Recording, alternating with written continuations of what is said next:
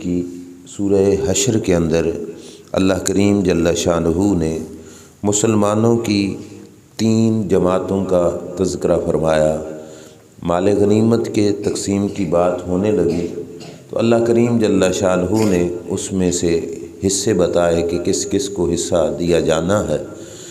ان میں اللہ کریم جل شانہ نے ارشاد فرماتے ہوئے کہا للفقراء المہاجرین الذین اخرجوا من دیارہم واموالہم، فرمایا اس مال میں حصہ ان مہاجر لوگوں کا ہے، ہجرت کرنے والوں کا ہے، جن کو ان کے گھروں سے بھی نکالا گیا، ان کے مالوں سے بھی نکالا گیا۔ گھر اور مال سے نکالنے کا مطلب یہ ہوا کہ مکہ شہر میں رہتے تھے، مکہ شہر سے ان کو نکالا گیا۔ مکہ شہر میں ان کی جائیدادیں بھی تھیں، ان کا مال و دولت بھی تھا، کاروبار بھی تھا، وہ بھی سارا کچھ چھوڑ کے ان کو مدینہ شریف جانا پڑا۔ اللہ کریم جل شانہ ان کی تعریف کرتے ہوئے اور ان کے دھیان رکھتے ہوئے ارشاد فرماتا ہے کہ وہ مہاجر، وہ فقیر لوگ جو اللہ کی رضا کی خاطر، اللہ کے دین کی خاطر، اللہ کے محبوب صلی اللہ علیہ وسلم کی نصرت اور مدد کی خاطر جنہوں نے اپنا شہر چھوڑا، اپنے بال بچے چھوڑے، اپنا مال و دولت، اپنا کاروبار چھوڑا، اور ان کے لیے بھی حصہ ہے۔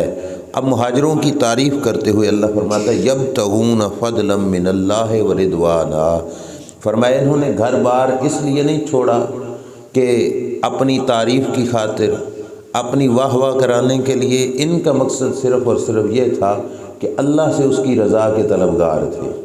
میں کوئی عمل کروں، کوئی اور بندہ عمل کرے، اپنی زبان سے وہ کہے کہ میں اللہ کے لیے کر رہا ہوں، لیکن رب جانتا ہے کہ وہ رب کی خاطر کر رہا ہے یا اپنی تعریف کی خاطر کر رہا ہے، اپنی برتری کی خاطر کر رہا ہے۔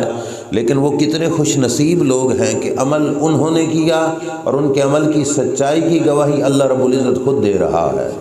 اللہ فرماتا ہے کہ انہوں نے ہجرت کی، انہوں نے مال و دولت چھوڑا، انہوں نے گھر بار چھوڑا، انہوں نے سب کچھ چھوڑا، تو کس کی خاطر؟ یبتغون فضلا من اللہ، اللہ سے اللہ کا فضل ڈھونڈتے ہیں، اللہ سے اللہ کا فضل چاہتے ہیں، ورضوانا، اللہ سے اللہ کی رضا کے طلبگار ہے۔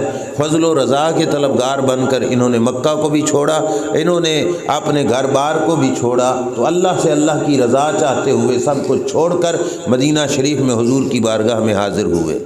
ان مہاجرین میں سے ایک عظیم شخصیت جن کا نام حضرت صہیب رومی رضی اللہ تعالیٰ عنہ تھا، روم سے ہجرت کر کے آئے تھے حضور علیہ السلام کے پاس مکہ میں، مال و دولت جمع کیا، کاروبار بنایا، جانور، بھیڑ بکریاں وغیرہ یہ وہاں پہ جمع ہو گئے ان کے۔ جس وقت اللہ کے رسول نے مکہ چھوڑا، مدینے چلے گئے، تو حضرت صہیب رومی نے بھی ارادہ کیا کہ میں بھی مکہ چھوڑ کے مدینے جاؤں۔ کافروں نے راہ روک لی حضرت صہیب رومی رضی اللہ تعالیٰ عنہ کی۔ انہوں نے کہا بھائی جتنا کچھ تو نے کمایا ہے وہ کمایا مکے سے ہے، تیرا کاروبار بنا تو مکہ کی دولت سے، تیرا گھر بار بنا تو مکہ کی دولت سے، آج وہ دولت تو اٹھا کے مدینہ شریف کی طرف جا رہا ہے، ہم تمہیں نہیں جانے دیں گے مدینہ شریف کی طرف۔ انہوں نے راستہ روک لیا، تیر و کمان جمع کر کے آپ کے سامنے آ کے کھڑے ہو گئے۔ حضرت صہیب رومی رضی اللہ تعالیٰ عنہ نے ان سے کہا بھئی میرا راستہ نہ روکو، مجھ سے مال چاہتے ہو، میری دولت کے طلبگار ہو، میں اپنا سارا کاروبار تمہیں دیتا ہوں، یہ میرے جیب میں جو کچھ مال و دولت ہے یہ بھی میں پھینک کے جاتا ہوں، تن کے 2 کپڑوں میں میں مدینہ شریف جاؤں گا۔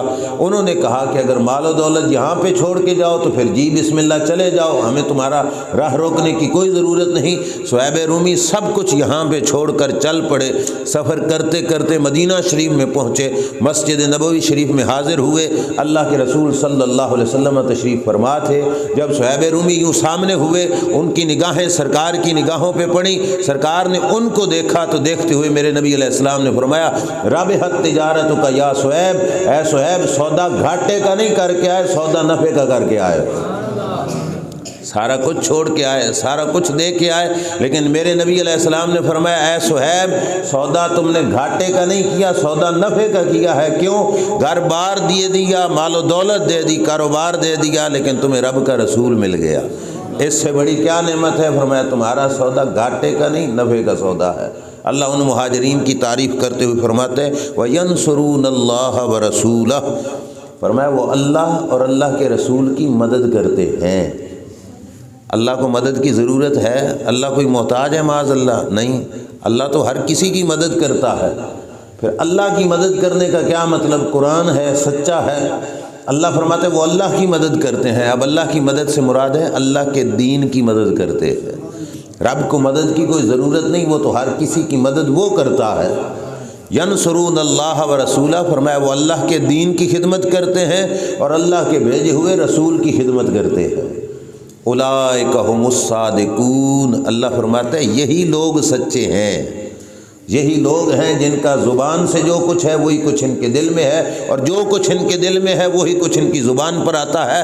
من تن کے سچے، اندر کے سچے لوگ ہیں۔ فرمایا میں گواہی دیتا ہوں، رب فرما رہا ہے کہ یہ لوگ سچے ہیں۔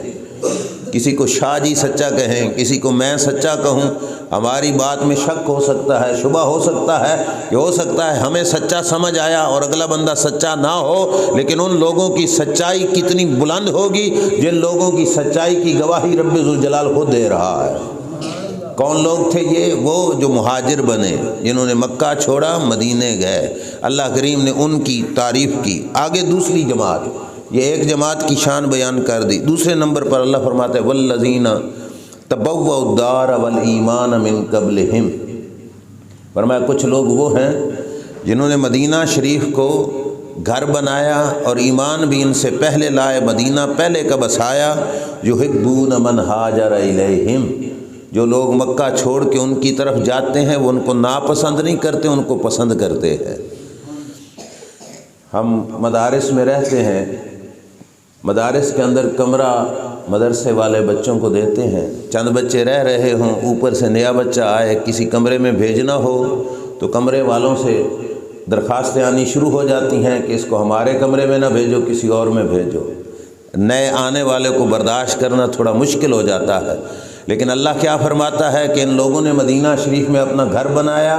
یہ لوگ پہلے کے وہاں کے باسی تھے، لیکن اوپر سے آنے والے مہاجرین کو ناپسند نہیں، پسند کر رہے تھے۔ آنے والوں کو دیکھ کر ان کا دل تنگ نہیں ہو رہا تھا، یہ خوش ہو رہے تھے کہ رسول اللہ کے غلام آ رہے ہیں۔ اب وہ جو مکہ چھوڑ کے آ رہے تھے، نہ ان کی جیبوں میں کچھ، نہ ان کے پاس سامان کا خرچ، نہ ان کی رہائش گاہیں وہاں پر، نہ ان کی زمینیں وہاں پر، نہ ان کے گھر بار وہاں پر، وہ تو صرف رسول اللہ کی خاطر گئے۔ فرمایا صرف ان کو نہ پسند نہیں کرتے، ولا یجدون فی صدورہم حاجۃ مما اوتوا ویؤثرون علی انفسہم ولو کان بہم خصاصہ۔ فرمایا یہ لوگ ایسے نیک ہیں، نیک سیرت ہیں کہ جو ان کی طرف آتے ہیں ان کے بارے میں ان کے دل میں کسی قسم کا کھوٹ نہیں ہوتا۔ وہ خالی ہاتھ آئے نا، اب ایک شخص خالی ہاتھ تمہارے گھر میں آ جائے، مہمان کے پاس اپنا کچھ ہو کھانے کے لیے، پھر تو اتنی تنگی نہیں ہوتی۔ جس کے پاس اپنی رہائش بھی نہ ہو، اپنا جوتا کپڑا بھی نہ ہو، اپنے کھانے پینے کا بھی سامان نہ ہو، وہ کسی کے گھر میں جا کے بیٹھ جائے تو اگلوں کو کتنی مشکل ہوگی۔ لیکن رب فرماتا ہے میرے محبوب کے غلام ہجرت کر کے جب مدینہ میں پہنچے، ان کے پاس کچھ بھی نہیں تھا، لیکن اگلوں نے ان کو ناپسند نہیں کیا، ان کو پسند فرمایا۔ کس قدر پسند کیا؟ اپنی جائیدادوں میں حصہ دے دیا، اپنی جائیدادوں میں حصہ دے دیا۔ بات کہنے اور سننے میں آسان ہے، آج بھائی اپنے بھائی کو حصہ نہیں دیتا، اور ان لوگوں کا انداز دیکھو محبت کا کہ اپنے مسلمان بھائیوں کو جائیدادوں میں حصہ دے دیا۔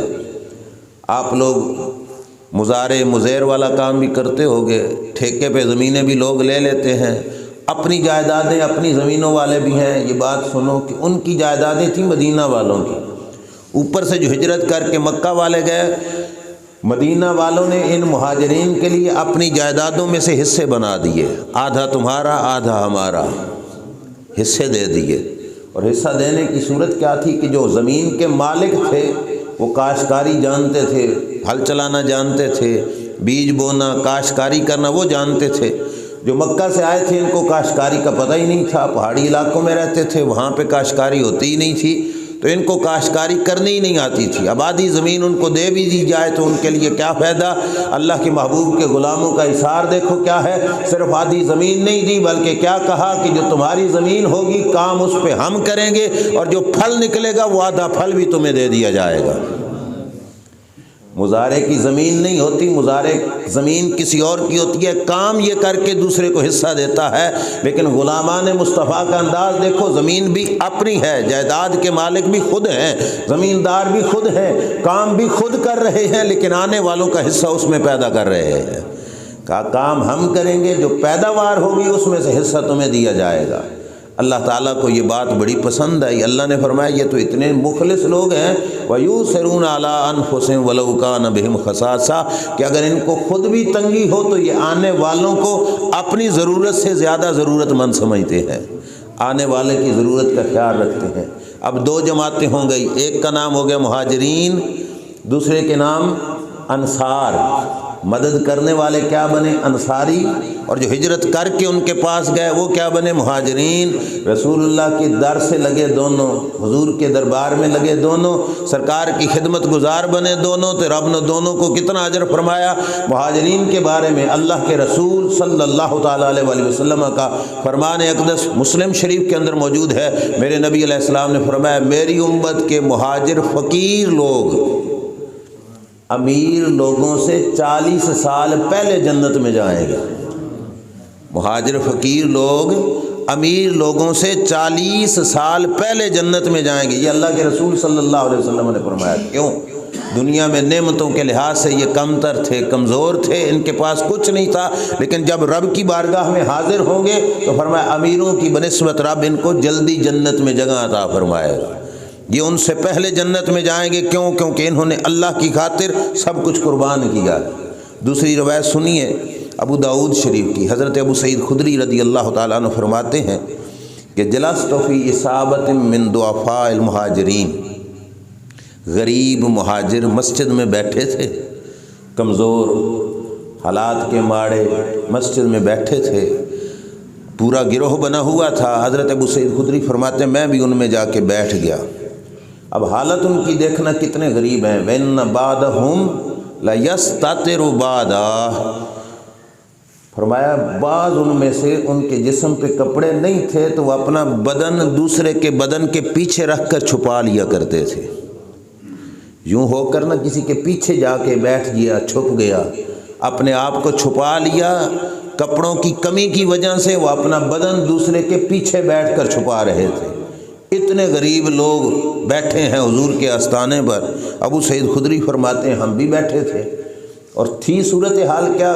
مجلس لگی ہوئی ہے، محفل ہو رہی ہے، جیسے ہم محفل میں بیٹھے ہیں اسی طرح صحابہ بھی محفل سجا کے بیٹھے تھے۔ کیا صورتحال تھی؟ وَقَارِئٌ يَقْرَؤُ عَلَيْنَا الْقُرْآنَ، فرمایا ایک قاری قرآن پڑھ رہا تھا اور یہ سارے بیٹھ کے اس کا قرآن سن رہے تھے۔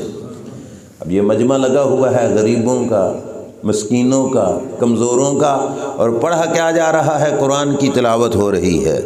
میرے محبوب علیہ الصلوۃ والسلام کے غلام بیٹھے ہیں۔ اذ جاء رسول اللہ صلی اللہ علیہ وسلم، صحابہ کہتے ہیں اچانک سرکار بھی اپنے گھر سے باہر نکل کے آ گئے۔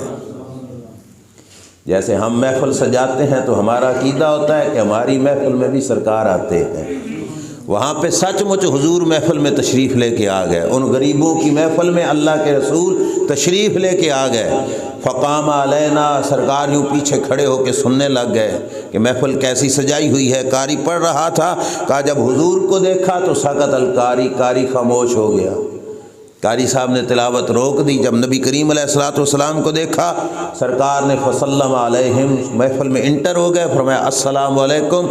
حضور نے اپنے غلاموں کو سلام کہا، صحابہ نے سلام کا جواب عرض کیا۔ یہ مہاجرین بیٹھے ہوئے تھے، سرکار نے فرمایا ماذا تصنعون، میرے آنے سے پہلے کر کیا رہے تھے؟ میرے آنے سے پہلے تم لوگ کیا کر رہے تھے؟ کون سی بزم سجائی ہوئی تھی؟ انہوں نے کہا ان قارئ لنا یقرؤ القرآن، یا رسول اللہ ایک قاری صاحب کو بٹھایا ہوا تھا اور قاری صاحب ہمیں اللہ کا کلام سنا رہے تھے۔ محفل کا مقصد، محفل کی جو حقیقت حال تھی وہ کیا تھی؟ صرف اور صرف یہ تھا کہ فَقُنَّا نَسْتَمِعُ إِلَىٰ کتاب اللہ، اے اللہ کے رسول صلی اللہ علیہ وسلم ہم کان لگا کر قرآن کی تلاوت سن رہے تھے۔ میرے محبوب صلی اللہ علیہ وسلم نے فرمایا الحمدللہ الذی جعل من امتی من امرت ان اصبر نفسی معہم، فرمایا ساری تعریفیں اس رب کی کہ کیا مطلب کہ شکر ہے اس رب کا جس نے میری امت میں ایسے لوگ بنائے جن کے پاس بیٹھنے کا رب نے مجھے حکم عطا فرمایا ہے۔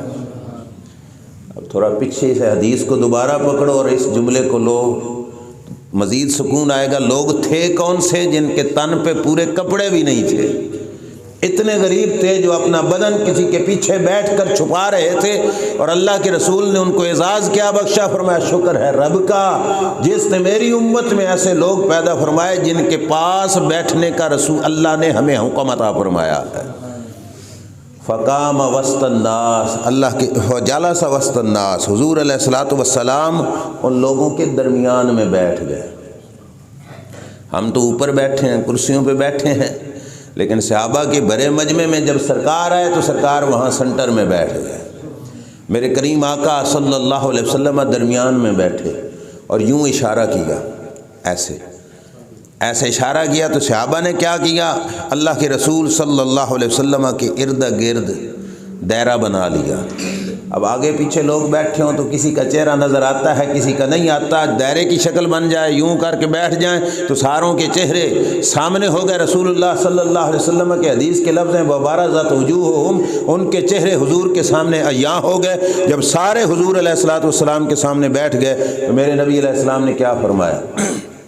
یہ جملہ فرمایا ابشروا یا معشر سالیق المہاجرین، فرمایا اے کمزور اور ماڑے مہاجروں کا گروہ، اے کم مال والے، اے غریب، اے ضعیف مہاجروں کو گروہ، ابشروا بالنور التام یوم القیامہ، فرمایا میں تمہیں خوشخبری دیتا ہوں جس وقت لوگوں کی پلسرات پہ اندھیرا ہوگا رب تمہیں پورا پورا نور عطا فرمائے گا۔ آج یہاں تن کے کپڑوں کے بھی بغیر بیٹھے ہو، پورا لباس بھی نہیں ہے، قیامت کے دن رب تمہیں پورا نور عطا فرمائے گا، بالنور التام یوم القیامہ، پورا نور تمہیں عطا فرمائے گا۔ اور آگے رسول اللہ نے کیا خبر دی؟ فرمایا تدخلون الجنت قبل اغنیاء الناس بنصف یوم، قیامت کے دن، قیامت کا دن ہوگا نا بہت بڑا، فرمایا قیامت کے آدھے دن تم دوسرے لوگوں سے پہلے جنت میں جاؤ گے، اور وہ آدھا دن کتنا تھا؟ 500 سال پہلے، فرمایا تم جنت میں جاؤ گے۔ یہ ہیں وہ لوگ جو مہاجر تھے، اور دوسری طرف انصار وہ جنہوں نے اپنا گھر بار بھی مہاجرین پر قربان کیا، آنے والوں سے کتنی محبت کرتے تھے۔ اس کے لیے ایک حدیث پاک سنتے جائیے۔ میرے کریم آقا صلی اللہ علیہ وسلم کی بارگاہ میں ایک شخص حاضر ہوا۔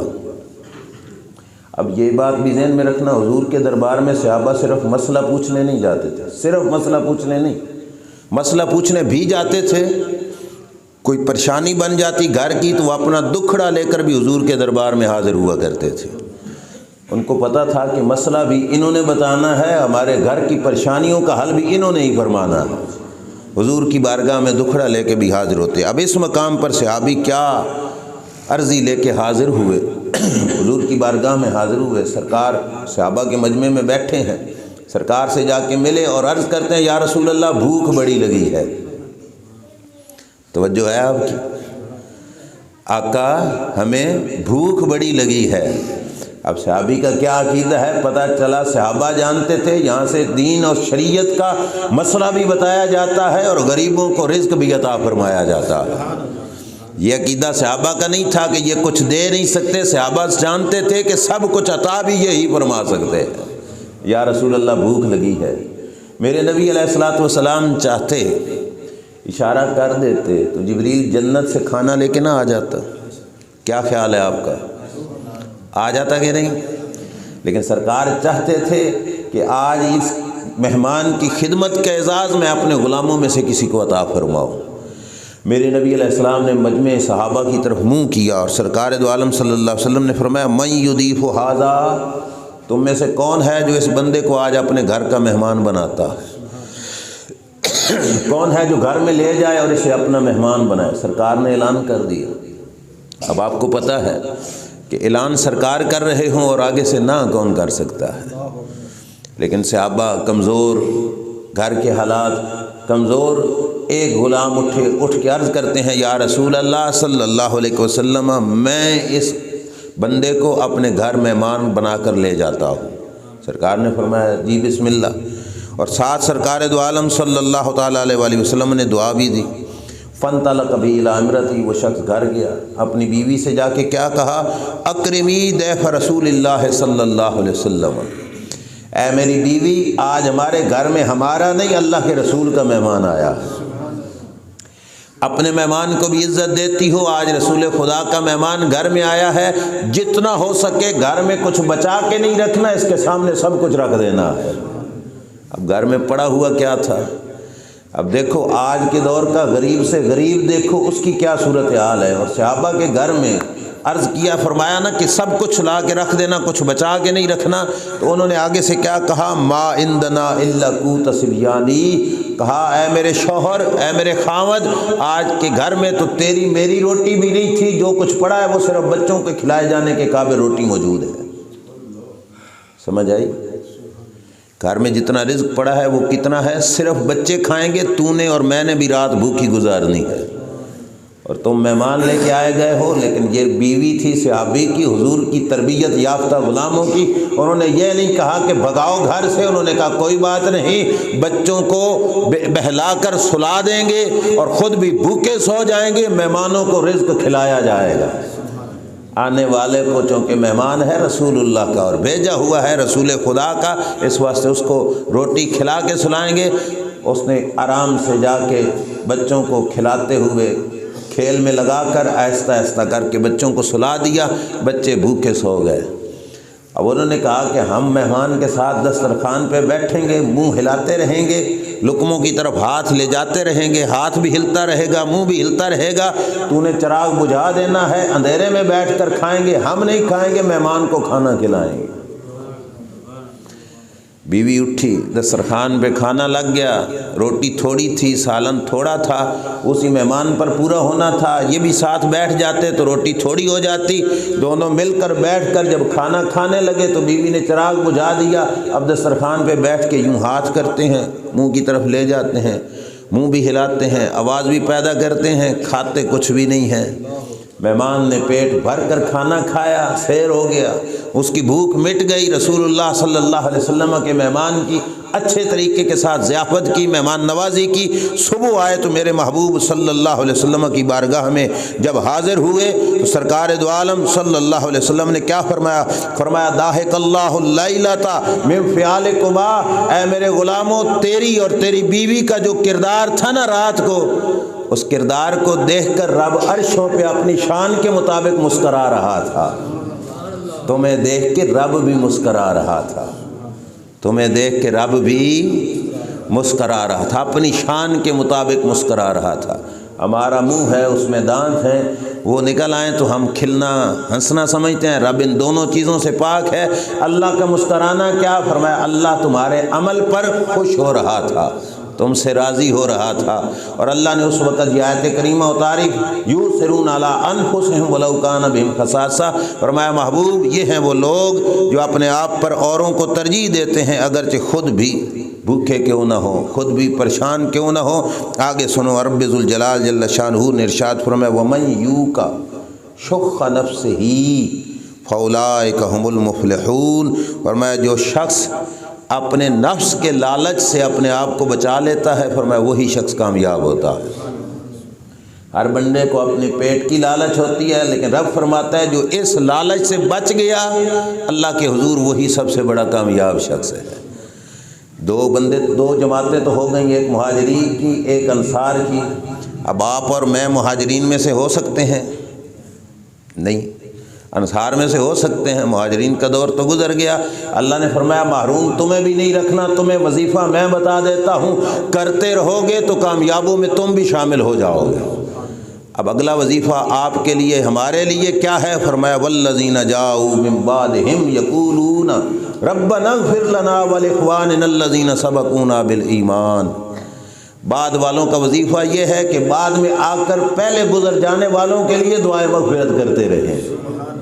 یہ آپ کا ہمارا وظیفہ ہے۔ کیا ہے؟ کہ ہم مہاجرین میں سے نہیں بن سکے، انصار میں سے نہیں بن سکے، تو ہمارے لیے کیا وظیفہ ہے کہ ہم اللہ کے حضور دعا کرتے رہیں کہ مولا جو ہم سے پہلے فوت ہو گئے ان کی مغفرت فرما۔ یہ کس جماعت کا کام ہے؟ مسلمانوں کی تیسری جماعت کا کام ہے۔ اور پڑھ کیا رہا ہوں؟ اللہ کا قرآن پڑھ رہا ہوں۔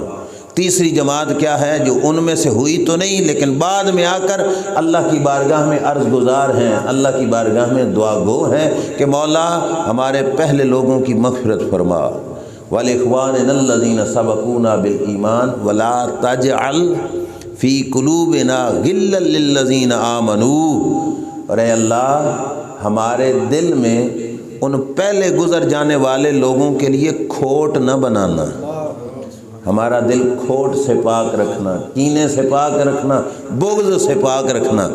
آپ اور میں یہاں پہ بیٹھے ہیں، تنویر بھائی کے اصالِ ثواب کے لیے آئے، دعا ہوگی تو صرف ایک کے لیے نہیں، ہم بات شروع کریں گے رسول خدا سے، اور قیامت تک آنے والے آج تک جتنے گزر گئے سارے مومنوں کے لیے دعائیں مغفرت کریں گے۔ پہلی دو جماعتوں میں سے تو نہیں ہو سکتے تھے لیکن بعد میں آ کر اگلوں کے لیے دعائیں کرنے والے تو ہم ہیں الحمدللہ۔ اور جو ٹولہ اس دعا کو بھی ناجائز کہے کہ دعا مانگنی ہی نہیں چاہیے، اصالِ ثواب کرنا ہی نہیں چاہیے، ان کو سوچو کہ دو جماعتوں میں سے بن نہیں سکتے، تیسری تم ہو نہیں تو پھر جماعت چوتھی کون سی ہے تمہاری؟ اللہ نے تو تین جماعتوں کا ذکر کیا کہ جو بعد میں آ کے پہلوں کے لیے اصالِ ثواب کریں، ان کے لیے دعائیں مغفرت کریں، ان کے لیے خیر کی تمنائیں کریں اور اللہ کی بارگاہ میں ان کے لیے نیک دعائیں کر کے دل میں ان کا بغض نہ رکھیں۔ تنویر بھائی بھی ہم سے پہلے چلے گئے، کچھ ان سے پہلے چلے گئے، کچھ ان سے پہلے چلے گئے، اور ہم سے پہلے جانے والی مسلمانوں کی جماعتوں میں جو اولین جماعت تھی وہ کون سی تھی؟ حضور کے صحابہ، حضور کی اہل بیت اطہار، یہ ان لوگوں کی جماعت ہے جو ہم سے پہلے گئے اور ہیں اولین میں سے۔ اللہ کا دین ہمیں سبق دے رہا ہے کہ اس مقام سے لے کر آج تک جتنے گزر گئے ان کے لیے دل میں کھوٹ نہیں رکھنا، حضور کے ہر صحابی کا احترام، حضور کے ہر غلام کا احترام اپنے دل میں رکھنا ہے، کسی کے حوالے سے کھوٹ نہیں رکھنا۔ کیوں؟ کھوٹ رکھو گے تو تیسری جماعت سے نکل جاؤ گے، اور تیسری جماعت سے نکل جاؤ تو چوتھی جماعت ہے منافقوں کی، منافقوں میں شامل ہو جاؤ گے۔ لہذا تیسری جماعت میں شامل ہو کر پہلوں کے لیے الٹا دعائے خیر کرتے رہنا چاہیے۔ اور جو شخص دل کے بغض سے بچ جائے، کائنات کا سب سے بہترین انسان وہی ہے۔ اب ہر انسان ہے، یہ ذہن میں رکھنا، فقط چھٹکارے نمازوں پہ نہیں ہوں گے، فقط روزوں پہ، حج پہ، زکاتوں پہ نہیں ہوں گے۔ یہ دل کا جو بغض اور کینہ اور کھوٹ ہے، رب جس کو یہ صفائی عطا فرما دیتا ہے وہی شخص آخرت میں کامیاب ہوگا۔ اللہ نے اسی شخص کے لیے کامیابی کا وعدہ فرما دیا ہے جو اندر کا بغض اور اندر کا کھوٹ ختم کر کے اللہ کے حضور حاضر ہوگا۔ اب یہاں پہ میں ایک حدیث سنا کے اپنی بات کو سمیٹتا ہوں، دعا کا ٹائم بھی ہو رہا ہے، آپ پوری توجہ سے سننا۔ سرکار دو عالم صلی اللہ علیہ وسلم یوں بیٹھے ہیں، صحابہ بھی سامنے موجود ہیں، نسائی شریف کی حدیث ہے، میرے کریم آقا صلی اللہ علیہ وسلم صحابہ کے مجمع میں بیٹھے ہوئے، رسول خدا صلی اللہ علیہ وسلم نے اچانک ارشاد فرمایا، سرکار دو عالم صلی اللہ علیہ وسلم نے فرمایا، یطلع علیکم الآن رجل من اہل الجنت۔ توجہ ہے آپ کی نا؟ غور سے سننا۔ سرکار نے بیٹھے بیٹھے فرمایا مجمع صحابہ میں، فرمایا صحابہ ان قریب اب جو بندہ باہر سے آئے گا نا تمہارے پاس، وہ شخص جنتیوں میں سے ہے۔ ہم یہ فیصلے نہیں کر سکتے، رسول اللہ کر سکتے ہیں۔ کوئی مفتی، کسی کے پاس یہ اتھارٹی نہیں کہ ہم کسی کو کہہ دیں کہ تو جنتی ہے یا تو دوزخی ہے، نہ، ہمارے پاس یہ اتھارٹی نہیں، یہ طاقت اور پاور ہے تو اللہ کے رسول صلی اللہ علیہ وسلم کے پاس۔ بتانا تھا تو انداز کیا اختیار کیا، فرمایا اب جو بندہ مجمع صحابہ میں آئے گا، سرکار نے فرمایا وہ شخص جنتی ہے۔ صحابہ تاڑ میں لگ گئے، دروازے کی طرف دیکھنے میں لگ گئے کہ کون آتا ہے اب جو سرکار کی زبان سے جو شخص اٹیسٹڈ جنتی ہے، تصدیق شدہ جنتی ہے۔ صحابہ دیکھ رہے تھے، اچانک ایک شخص آیا جس کی داڑھی سے، جس کی زلفوں سے وضو کا پانی گر رہا ہے، تازہ وضو کیا ہے، بائیں ہاتھ میں جوتا پکڑا ہوا ہے، بائیں ہاتھ میں، اور مسجد میں داخل ہو رہے ہیں۔ اور وہ کون تھے؟ حضور علیہ الصلوۃ والسلام کے صحابی تھے، غلام تھے، اور تھے بھی انصار میں سے، انصاری صحابی تھے۔ صحابہ نے دیکھ لیا، ساروں نے رشک بھری نگاہوں سے دیکھا۔ کل پھر مجلس لگی حضور علیہ الصلوۃ والسلام کی، جب محفل میں سارے بیٹھے تو سرکار نے فرمایا ان قریب تمہارے اوپر جو بندہ اب داخل ہوگا وہ شخص جنتیوں میں سے ہوگا۔ صحابہ پھر تاڑ میں لگ گیا کہ دروازے سے کون آتا ہے۔ صحابہ کہتے ہیں ہم غور سے دیکھ رہے تھے، اچانک وہی انصاری صحابی آج بھی مسجد میں آئے اور اسی حال میں آئے کہ داڑھی سے وضو کا پانی ٹپک رہا ہے اور بائیں ہاتھ میں جوتا پکڑا ہوا ہے۔ اس حال میں مسجد میں انٹر ہو رہے، 2 دفعہ ہو گئی، تیسرے دن پھر حضور کی مجلس لگی، سرکار نے پھر صحابہ کو فرمایا صحابہ آج جو تمہاری مجلس میں اب آئے گا نا بندہ، وہ شخص جنتیوں میں سے ہے۔ صحابہ پھر تاڑ میں لگے، تیسری دن پھر وہی شخص آیا، تیسرے دن پھر وہی جو پہلے دن آیا تھا نا وہی شخص آیا، وضو کا پانی ٹپک رہا ہے، بائیں ہاتھ میں جوتا ہے، مجلس میں آ کے بیٹھ گیا۔ اب آپ خود سوچو، جس شخصیت کو زبان مصطفیٰ صلی اللہ علیہ وسلم 3 بار جنتی کہیں، اس کی قسمت کتنی بڑی ہوگی، وہ کتنا خوش قسمت انسان ہوگا کہ جس کو اس لجپال محبوب نے دنیا میں جنت کی 3 دفعہ بشارت عطا فرما دی۔ اب اٹھ کے جانے لگا، مجمع میں سے اٹھ کے جب وہ صحابی جانے لگے تو حضرت عبداللہ بن عمر بن عاص اس کے پیچھے ہو گئے، اس کا پاؤں پہ پاؤں رکھ کے چلنے لگ گئے کہ یہ جاتا کدھر ہے، اس کا پیچھا کیا، یوں کہہ لو اس کا عمل کیا ہے دیکھیں تو صحیح۔ پتہ چلا کہ دن کے وقت تو ہمارے ساتھ ہی نمازیں پڑھتا ہے، جو کچھ عمل ہے ہمارے ساتھ بیٹھتا ہے، حضور کے دربار میں بیٹھتا ہے، جو کچھ ہم کرتے ہیں وہی کچھ یہ بھی کرتا ہے، دیکھیں اس کی رات کا عمل کیا ہے۔ وہ چیک کرنے کے لیے عبداللہ بن عمر بن عاص اس کے پیچھے ہو گئے۔ توجہ کر لو، جب وہ گھر جانے لگا عبداللہ بن عمر بن عاص اس سے ملے اور مل کر کیا کہا یار کچھ دن مجھے اپنے گھر میں رات ٹھہرنے کے لیے اجازت دے سکتا ہے؟ سمجھ آ رہی ہے نا؟ کس شخص سے کہا؟ جس کو 3 دفعہ سرکار نے جنتی کہا۔ اب تاڑنے کے لیے، ٹو لگانے کے لیے، اصلیت اور وجہ سمجھنے کے لیے حضرت عبداللہ بن عمر بن عاص نے کہا یار کچھ دن مجھے اپنے گھر میں رات گزارنے کی اجازت دے سکتے ہو؟ انہوں نے کہا جی بسم اللہ، 7 بسم اللہ، رہو میرے گھر میں، جو میری خدمت ہو سکی مجھ سے میں تمہاری خدمت کروں گا، آ جاؤ میرے گھر میں رہو۔ عبداللہ بن عمر بن عاص اس کے گھر میں رہے۔ اب یہ اگلا بیان بھی صحابی کا ہے، غور سے سننا۔ کہتے ہیں میں رات کے وقت جاگتا رہا کہ یہ شخص کتنی نیکی کرتا ہے، کیا عبادت کرتا ہے، کتنے 100 نفل پڑھتا ہے۔ کہتے ہیں میں نے دیکھا کہ عشاء پڑھ کے گھر آیا، چادر تان کے سو گیا۔ عشاء پڑھ کے گھر آیا تو چادر تان کے سو گیا، اور کوئی عمل نہیں دیکھا، بس رات کے وقت جس وقت کروٹ بدلتا تھا نا، پاسا پرتنا کروٹ بدلتا تھا تو اس کے منہ سے لفظ اللہ نکل آتا تھا۔ بس یہ عادت ہوتی ہے کچھ لوگوں کی، وہ جو ہے جمائی لیں، آکڑ لیں، اس طرح کریں تو ان کی زبان سے پھر بھی لفظ اللہ نکلتا ہے۔ وہ کروٹ بدلتا تھا تو اس کی زبان سے اللہ نکلتا تھا۔ کہتے ہیں عشاء سے لے کر صبح کی اذان تک وہ شخص لمبی تان کے سویا رہا، کوئی عبادت نہیں کی رات کو۔